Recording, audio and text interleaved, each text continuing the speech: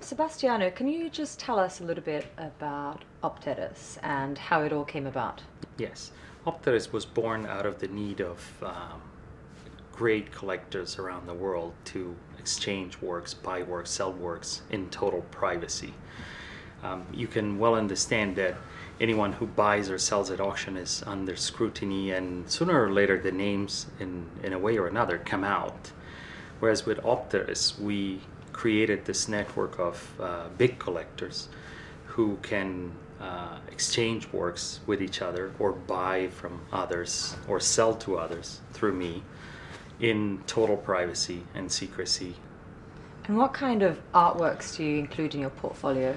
We focus on the real top tier of art, so very rarely anything under the 20 million US dollar value, and very, very special, spectacular works of art. So the rarest pieces from any artist, things that have been off the market for many years, pieces that have stayed in the same collection, sometimes for hundreds of years.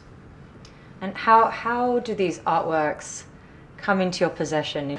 Well, I am a collector myself, and I have several friends who are collectors around the world, and they basically do not want to deal with traditional traders, so auction houses, and merchants, and art galleries, because they really care about their privacy and they care about the value of what they own. So they ask me, and very privately I find buyers or I find sellers, depending on the situation. And so the whole selection is done by me, and it all happens by word of mouth.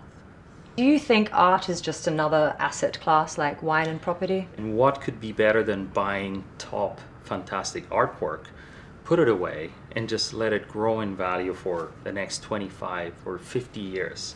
This is what some important American and European families have done for generations now, and it pays off.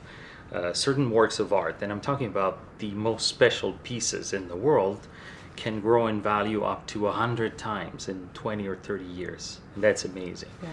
And if you imagine investing in an asset, say, a lot of people think gold is safe or diamonds are safe, but what could be more valuable than a rare masterpiece by an impressionist master or a master of the first half of the 20th century?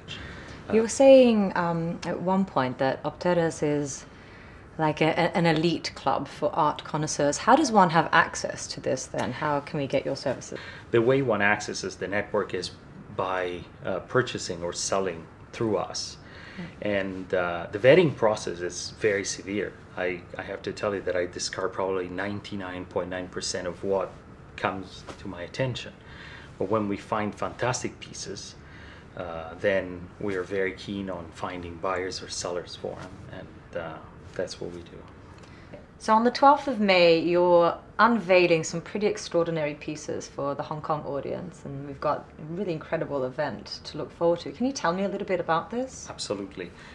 We're doing something special.